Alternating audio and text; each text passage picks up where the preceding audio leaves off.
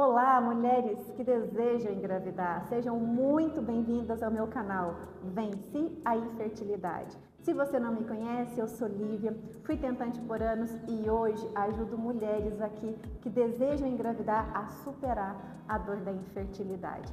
E o que nós vamos ver neste episódio, que encontrei 3 partes. Início, meio e fim da minha jornada de superação, do diagnóstico ao final, com os meus 3 filhos sendo concebidos de forma natural. Eu vou te contar como eu e meu marido, que éramos considerados um casal infértil, então nós dois tínhamos problema, o que é mais raro dentro da infertilidade, né? Porque as mulheres normalmente que carregam boa parte das probabilidades de infertilidade. No nosso caso, éramos nós dois. Eu vou te contar como foi toda essa história de superação. Então fique comigo para no final você entender como foi essa jornada de dor silenciosa, mas também de muita superação.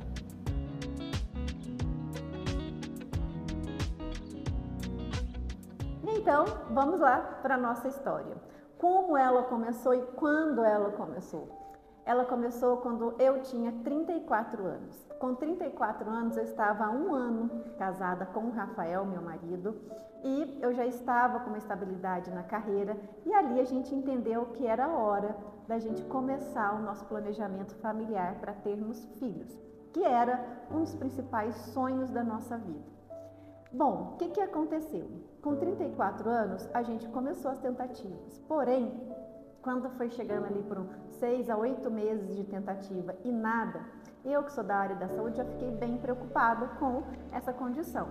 E aí fui procurar médicos para me avaliar e ver o que estava acontecendo com a minha saúde ou até com a do meu marido também. E daí veio uma notícia muito difícil para nós. Nós descobrimos, depois de inúmeros exames, que eu e o Rafael éramos considerados um casal infértil. O nosso diagnóstico era definitivo, era irreversível e era grave. Porque a única coisa que nos restava naquela condição de diagnóstico era a realização de uma fertilização in vitro, que é uma condição especializada dentro da reprodução humana. Nenhuma outra técnica mais simples, como inseminação, como coito programado, nenhuma etapa como essa ou alternativa como essa daria para nos ajudar, dada a condição de gravidade. Eu tive um diagnóstico de falência ovariana precoce, uma menopausa precoce, e o meu marido tinha a quantidade e a qualidade dos espermatozoides muito, mas muito ruim. Naquele momento, com 34 anos, ter um diagnóstico como esse, e eu sempre fui muito preocupada com saúde, sempre me preocupei em fazer atividade física, me alimentar de forma saudável, sempre fiz os meus check-ups regulares, e ter esse diagnóstico foi um grande baque para mim e para o meu marido, né? A gente viu naquele momento em que o nosso sonho da maternidade, da paternidade, da construção da nossa família, como nós desejávamos, ela estava em pleno risco de nunca acontecer. Então, quando a gente teve o nosso primeiro médico que comentou isso conosco, que nos deu essa informação, essa bomba que caiu assim sobre nós fomos primeiramente para São Paulo para a gente realmente ter uma segunda, uma terceira opinião, para ver se era exatamente isso que nós estávamos nos deparando. Fomos para São Paulo, consultamos em clínicas muito de referência, muito boas, e o diagnóstico era o mesmo. Eles eram unânimes em nos dizer o seguinte: vocês, enquanto casal, nunca poderão ter filhos de forma natural. Pense você ter esse diagnóstico, tendo o sonho da maternidade. Como que isso caiu sobre mim? Como eu já comentei, como uma bomba. Foi catastrófico ouvir disso, e mais de uma vez. Então, confirmava o que os médicos nos diziam, que era praticamente impossível, ou era impossível. A gente tinha, para ser precisa, 0,1% de chance de gravidez natural ou espontânea. Ou seja, eles falavam, isso a gente considera como 0% de chance. vocês, enquanto casal, não vão ter filhos de forma natural. Vocês podem fazer o que quiser, mas de forma natural não. Então, a única coisa que vale a pena nesse momento para vocês, ainda com probabilidades pequenas, é a realização da fertilização in vitro, que é a etapa mais alta dentro da reprodução humana. E isso então nos assolou.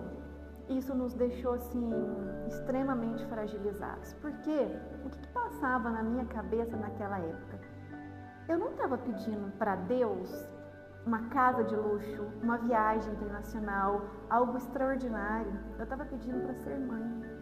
E parecia que o ciclo da vida não se repetia comigo. Então, não é nascer, crescer, reproduzir e morrer? Eu não reproduzia. Então, por que eu não poderia ser uma pessoa normal? Eu olhava para os lados, para a sociedade, para as minhas amigas, que naquele momento elas estavam todas engravidando, tendo filhos, e eu era a única que já não tinha filhos no meu círculo social. E eu olhava para elas e falava, gente, mas minhas amigas engravidam tão facilmente. Elas não têm nenhum problema, porque eu tenho que ter esse problema.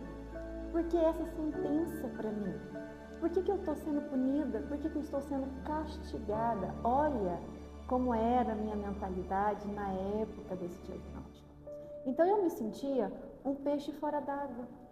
E isso foi cada vez mais me assolando, me isolando das minhas amigas, do meu convívio social. Até porque sempre vem a pergunta numa roda, numa rede de amigos, né? Quando vai engravidar?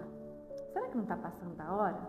Será que se você não tem vontade de engravidar, aconteceu alguma coisa? Olha, você já está ficando velha, hein?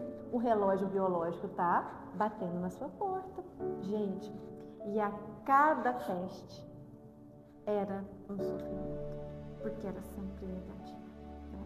A gente já estava vindo de testes, obviamente, sequenciais negativos. Então, a cada menstruação que chegava, era um choro silencioso. Era praticamente me entregando uma plaquinha da frustração de que eu perdi mais uma vez naquele mês, para mim mesma.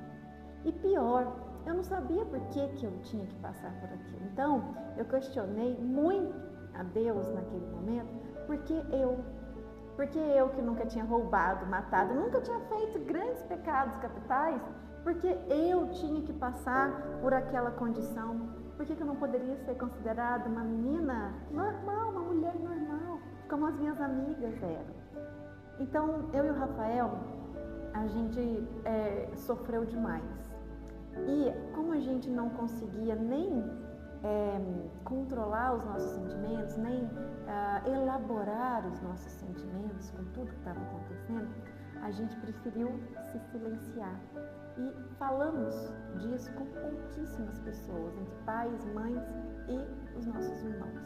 Então, os nossos amigos, raros, eram aqueles que sabiam, né? Então, a gente começou a evitar os convites de chá de bebê, de aniversário de criança, de casamento, porque a gente também não sabia lidar com as nossas próprias emoções, né?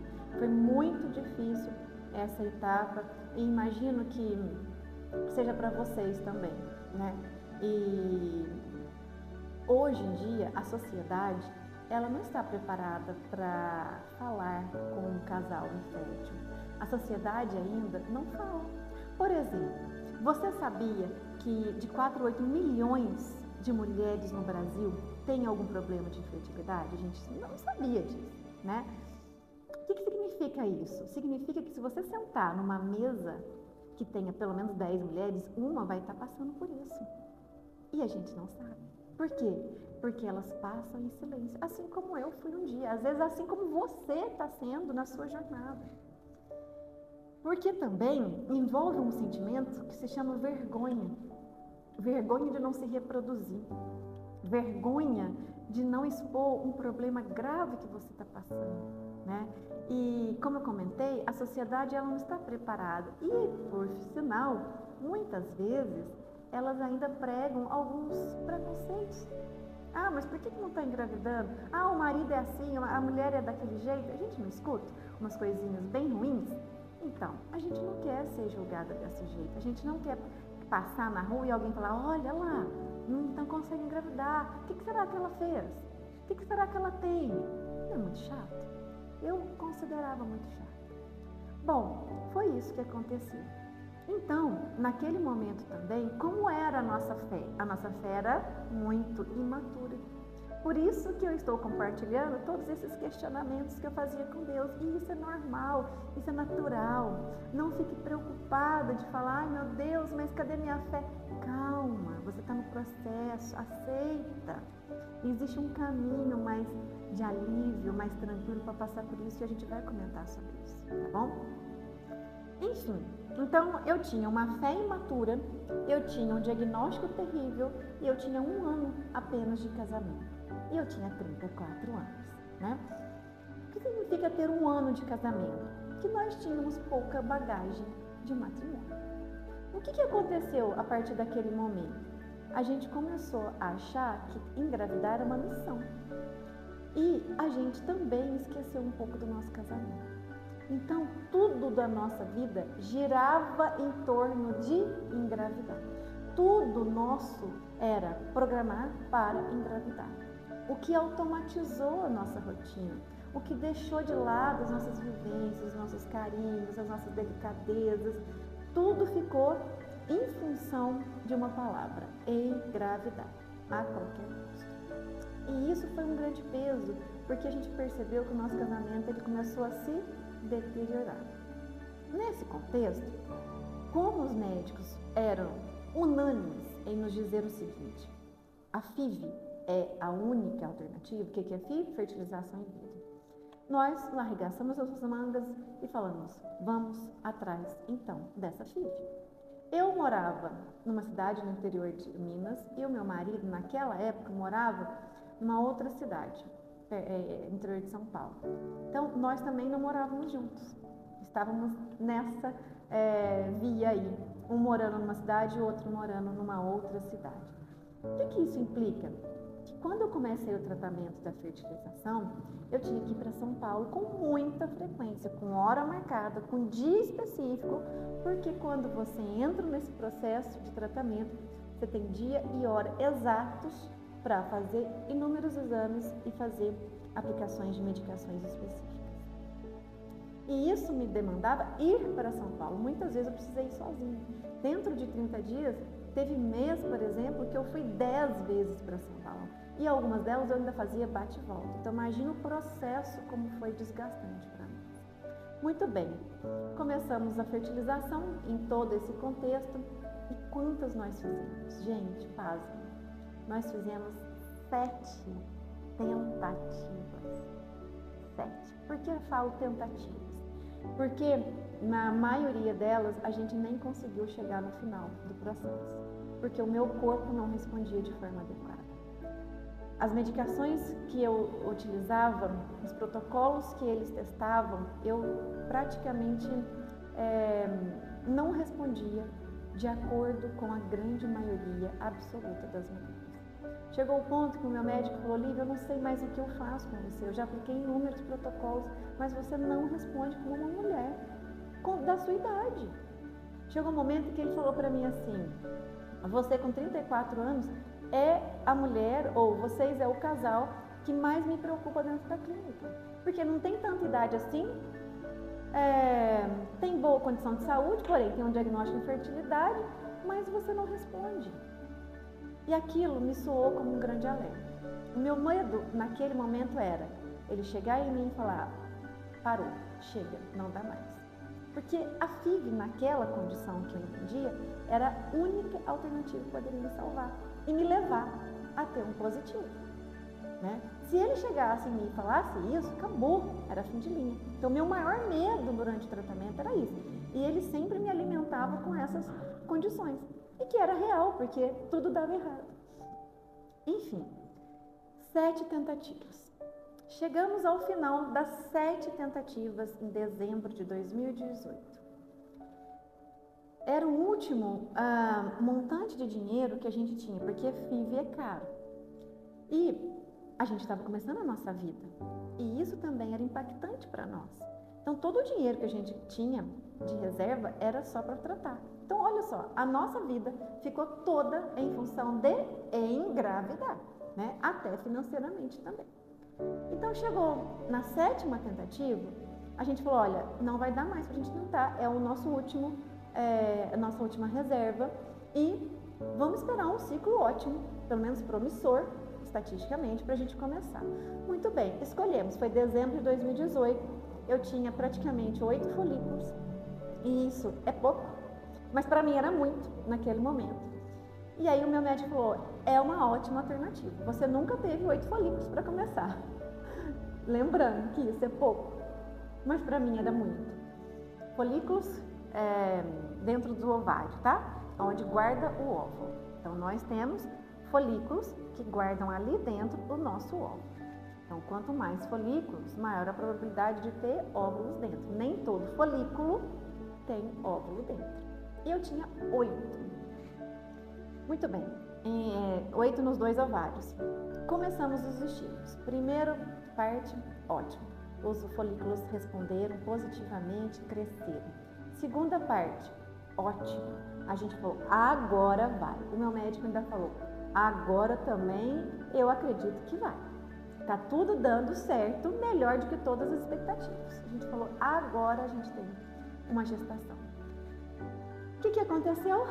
Quando chegou na 3ª etapa do tratamento, numa etapa crucial, eu cheguei lá em São Paulo, super feliz. Falei, agora a gente vai ter folículos enormes, probabilidades ótimas. E o que aconteceu? Os meus folículos involuíram. O que significa isso? Diminuíram. Foi a catástrofe para nós. O que isso significa? Que o ciclo deu tudo errado. Quando o meu médico viu, ele falou, Olivia, eu não acredito. Não é possível que isso está acontecendo. Eu desabei a chorar. Sabe o que é imaginar tudo assim, ruindo, água abaixo? Eu comecei já a chorar, porque na hora que ele projetou a imagem dos meus folículos, eu já vi que não tinham crescido e que, pior, eles tinham evoluídos. Ele não conseguiu explicar o que tinha acontecido. Ele abaixou a cabeça, eu lembro muito bem.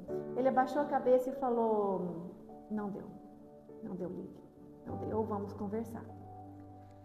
E eu, nesse dia, a gente estava tão confiante que nesse dia eu fui sozinha para São Paulo. Então eu falei, Rafa, não precisa ir, tá dando tudo certo, eu vou só para confirmar e tarará, pegar a medicação e volto para Minas. E ele não foi comigo, porque eu falei para ele nem ir, porque eu achei que estava tudo certo. Muito bem, quando eu me vesti e entrei na sala para conversar com ele, ele virou para mim e falou assim, agora é a hora da gente conversar de forma muito séria. Seu marido não está aqui, mas eu preciso conversar com você. Chegamos ao seu limite. Não dá mais, Lívia, para a gente seguir a partir daqui com a FIV, com óvulos seus, com o espermatozoide do seu marido. Porque o que é a FIV? Para vocês que não conhecem, eu pego um óvulo da mulher, um espermatozoide do homem. Em laboratório, eu faço a união dos dois para formar o embrião. Esse embrião vai para uma classificação, é analisado para ver se ele está bom. Existe uma classificação onde tem lá embriões bons, médios e ruins, que precisam ser descartados, para ver a probabilidade de implantação desse embrião. E o embrião, quando é adequado, depois de uma próxima oportunidade, é implantado no útero da mulher. Okay? Então, tudo isso é feito fora do corpo da mulher. Mas primeiro, para começar, eu preciso retirar o óvulo da mulher. E era isso que não acontecia comigo. Não conseguia pegar. Muito bem. E ele falou para mim, chegamos aqui. É fim de vida. Por essa técnica, por essa situação, por essa alternativa da reprodução, a gente não consegue mais fazer estímulos em você. Você já tem 7 estímulos, você já tem hormônios o suficiente, não temos nenhum resultado adequado. O que significa isso? Eu não consegui fazer embrião. Durante as 7 tentativas, na verdade, eu fiz um embrião com calcificação B. Mesmo assim, eu implantei, mas a gestação foi negativa. Então, dentro das 7, olha que triste, eu consegui um embrião, esse embrião foi implantado e deu uma gestação negativa.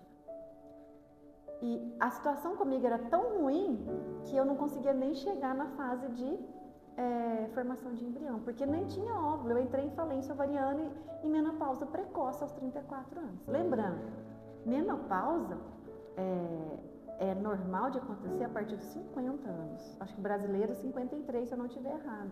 Essa é a média da brasileira para entrar em menopausa. Eu estou falando de uma mulher de 34 anos, que era eu na época, tá? Então, quando ele me falou isso, tudo aquilo que eu tinha o maior medo, tudo que eu morria de medo aconteceu. E naquele momento eu percebi que tudo foi por água abaixo, que nada mais poderia me salvar. E ele falou para mim assim, olha, a gente vai ter que pensar em outras alternativas, por exemplo, adoção, ovo-recepção. E o que é ovo-recepção? Eu pegaria o óvulo de uma outra mulher, tá? Pegaria o espermatozoide do Rafael, juntava e implementava em mim. E eu, naquela época, eu não era adepta a essa prática e nem a adoção. O nosso coração não se sentia bem receptivo para fazer uma adoção e nem uma ovo-recepção. Enfim, quando ele me deu esse diagnóstico, meu mundo desabou. Ali eu encontrei o fundo do poço. Quando ele me disse que não dava mais, acabou para mim. E eu estava sozinha. Lembre-se disso, eu estava sozinha. Tendo que voltar sozinha de São Paulo para Minas, que dava ali 300 e poucos quilômetros. E aí eu comecei a chorar muito na hora que eu saí e eu encontrei uma amiga em São Paulo que me ajudou muito naquele momento, que conversou comigo, que me ajudou a validar os meus sentimentos, me encontrou, me deu o apoio emocional que eu precisava naquele momento. Liguei para o meu marido, nós choramos juntos e ele falou para mim, agora chega, a gente não consegue mais, chega, eu não aguento mais, chega porque não vai dar mais. A gente chegou ao nosso limite também e vamos conversar. E ali, o Rafael contou para mim uma coisa que me deixou muito abalada. Ele falou para mim, Lívia, se você quiser encontrar um outro parceiro que te dê um pouco mais de chance, olha só, eu que tinha o grande problema, não era nem ele, né? E sinta-se livre para ter um outro marido. E quando ele me disse isso, gente, eu juro para vocês, eu percebi que meu casamento estava indo embora. Eu percebi que talvez ele fosse embora, sabe? O meu marido podia ir embora. E quando ele me falou isso, eu não falei nada, eu respirei fundo e eu falei, não é possível que isso está acontecendo. Porque nós casamos, era para a vida inteira. E não é possível que eu estou deixando meu casamento. Muito bem, chegamos ao final da primeira parte do nosso episódio, que conta como foi a minha jornada de superação da infertilidade. Então lembre-se, até aqui eu contei como foi o diagnóstico, como isso foi impactante para nós, com a escolha das 7 tentativas de fertilização e como eu recebi ao final da 7ª tentativa a probabilidade do médico me dizer fim de linha. E aí eu contei para vocês que eu estava voltando de São Paulo, não foi? O que aconteceu a partir daí? Foi a grande virada da minha história, que eu vou contar na parte 2. Então fiquem ligadas que já já você vai ver o que foi a grande virada da minha história quando eu volto de São Paulo dessa última tentativa de fertilização. Fiquem aqui.